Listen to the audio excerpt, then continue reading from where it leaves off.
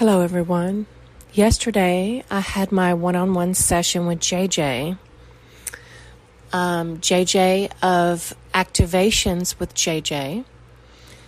And I am in her Soul Template group. And in the session, I experienced what I would call a multi-dimensional healing. The session was phenomenal. Mary Magdalene had come forward as my overlighting mentor for this journey in activating my soul template. And Yeshua also came in yesterday with the Syrians and the Arcturians to administer healing. And they reset me to my original blueprint.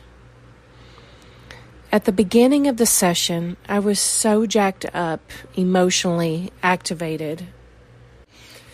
I would say it's not just been the full moon, but it's been the energies of the past 3 months. I've been in an intense, heightened emotional purging, where a lot of shadow material from like the deep hidden places within me has really been coming to the surface for me to work with and to release. And so in this session, the beginning of the session, I was really jacked up emotionally, very heightened, feeling a lot of grief coming forward.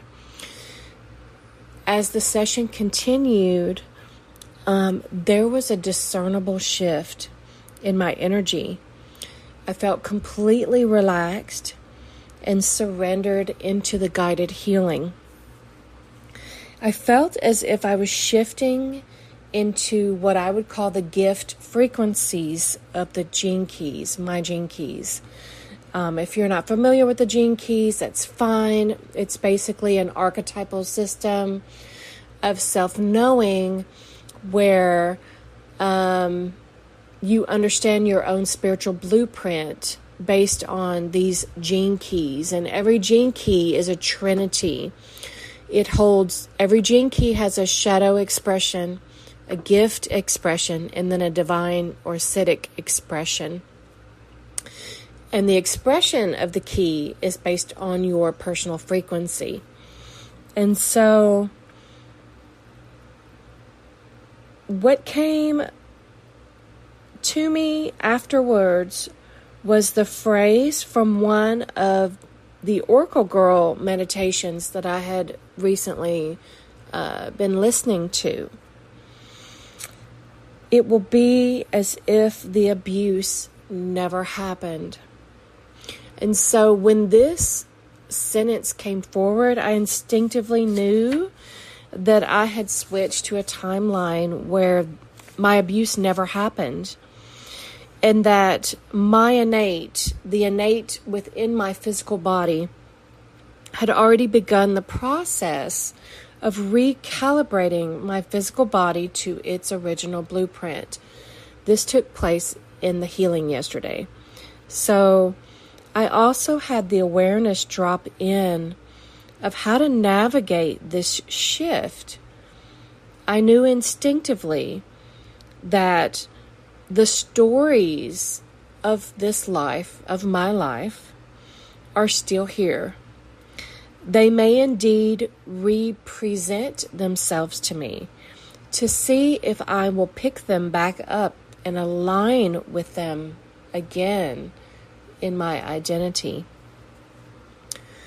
A question formed in my mind, and I asked my higher self and my guides to help me answer it.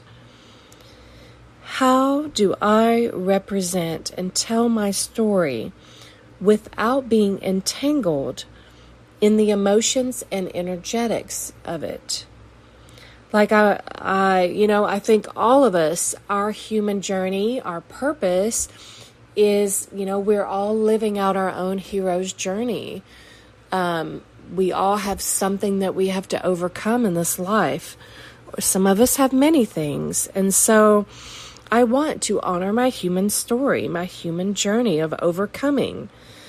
But I also want to be able to speak about it and present it to others from a different vantage point and frequency, from a higher view.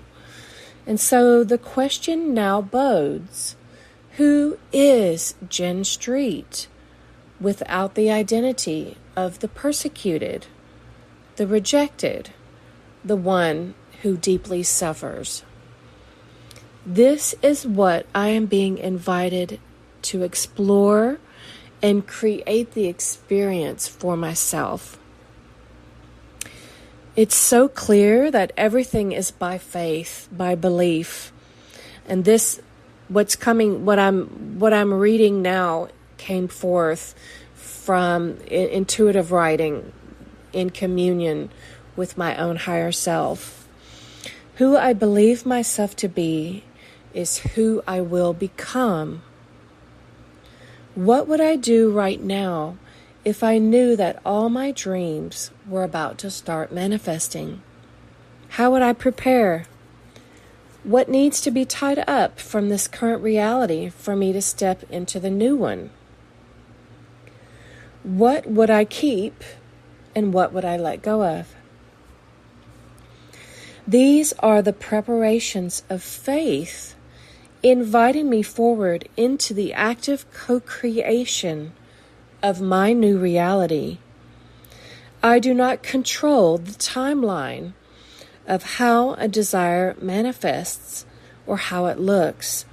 My only job is to receive the imagination of it, to nurture that imagination within my heart, building my own belief and faith in the seed that I've been given by my own connection with divinity. And then releasing all my attachments to when, how, where it's going to look like, how it births into form. But make no mistake, this is the process of my human partnering with my divinity to co-create my heaven on earth realities. The key is knowing which parts of my human, what they are responsible for, and then completely surrendering the rest to my divinity and to life in its unfolding. It is by faith we are made well. It's not faith in a person. That's what we've been taught. It is faith in the seed of inspiration that comes forth from God in the form of a desire. All desire is valid. All desire reveals our path, even our desires that are skewed or formed out of fear or dysfunction. They have an original expression or root that is good and pure, because our hearts are good and pure in our original beingness. Cultivating our own desire nature, refining it, purifying it, alchemizing it in alignment with the will of God for all to prosper. All desire distills down to the one desire, which is to experience again the oneness with life, with the essence of love, and with God. In order to truly birth your desires, you must believe that they are good. You must believe that you are good, that you have full permission and power to do so. Let me tell you, evil men are not waiting for permission to create their desires. So why are you? They wholeheartedly believe in their right to have what they desire and in their ability to overcome every obstacle to make it happen. In this way, they are actually more in alignment with their creative power than many light workers are, many religious people, many of those who love God and who want to serve God within their hearts. So how do you know if what you desire is in alignment with divine will? Relationship. We are cultivating our own relationship to ourselves. We hear from God from within us. Nothing outside of us can completely inform us about our path and our journey and every step of the way that is applicable to us. This is why religious theology of requirement to adhere to a set of string of parameters is actually a tool that reinforces fear in who we are, instead of cultivating the fear and love and the trust in who we are. It is a form of homogenization that cuts us off from our own vital life force and our own connection to divinity and to the voice of God within us, guiding us every step of the way.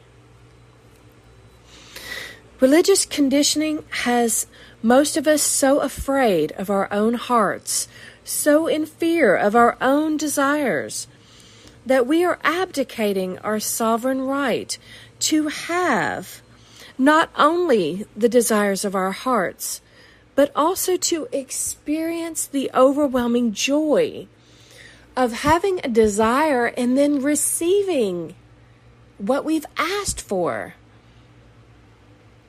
This is what reinforces our faith in our connection to the divine.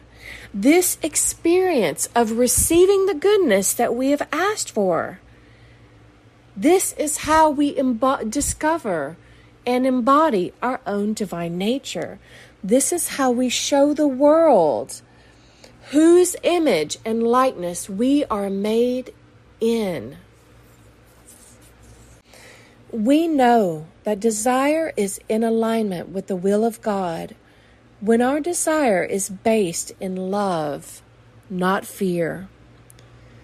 When our desire is based in not what we want to escape or change or avoid within or about ourselves, but is simply an experience, a gift that we want to give ourselves out of our great love for ourselves as the blessing of being a human being.